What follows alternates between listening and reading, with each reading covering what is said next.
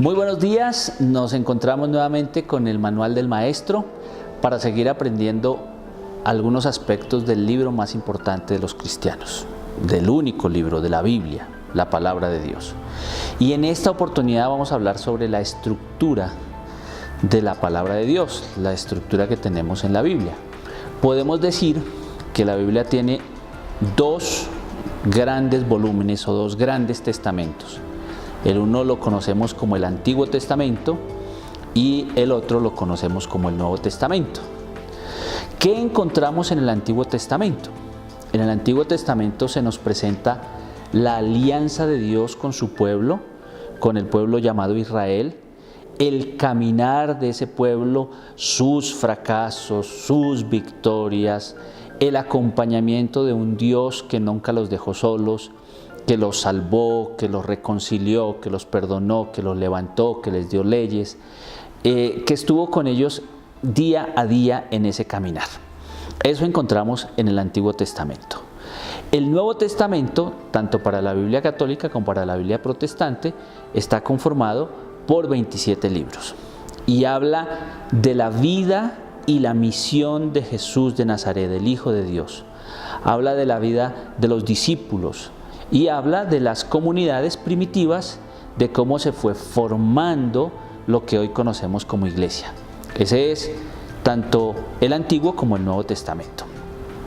Como ya dijimos, el Antiguo Testamento está formado por 46 libros para la Iglesia Católica y 39 para la Iglesia Protestante y también la Iglesia Pentecostal. ¿Cómo podríamos dividir el Antiguo Testamento? El Antiguo Testamento podríamos dividirlo en varias secciones. La primera parte sería el Pentateuco, que son 5 libros, los primeros 5 libros.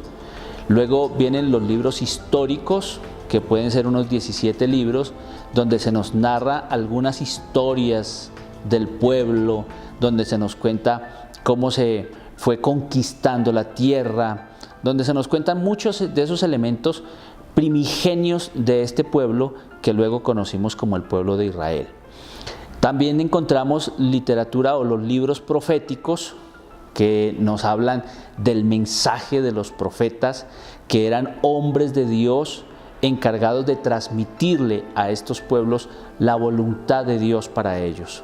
Hombres que nos hablaban de esperanza, hombres que nos hablaban de juicio, hombres que nos hablaban de consuelo, que nos hablaban de cómo volver a restaurar la relación con Dios. Y también encontramos libros que conocemos como poéticos y sapienciales, que son textos de sabiduría, textos de frases, de dichos populares, textos que encarnan la sabiduría popular de un pueblo y cómo al paso de los años, al paso de la vida, ellos fueron estructurando su conocimiento, fueron estructurando la sabiduría para vivir en esta vida. El Nuevo Testamento también podríamos decir que tiene varias estructuras. Una de ellas serían los evangelios. Son 4 evangelistas: Mateo, Marcos, Lucas, Juan, los evangelios. Luego hay un libro que conocemos como un libro histórico o el de los Hechos de los Apóstoles, que nos narra esa iglesia primitiva, los apóstoles iniciando después de que el Señor Jesucristo ascendió al cielo, cómo ellos empezaron a desarrollar la obra del Señor. Y tenemos unas que conocemos como las epístolas. Las epístolas también podemos dividirlas en las epístolas paulinas, que son aquellas que fueron escritas por el apóstol Pablo o algunos de sus discípulos, según la crítica moderna. No todas se le atribuyen a Pablo, pero sí todas se atribuyen a un pensamiento paulino.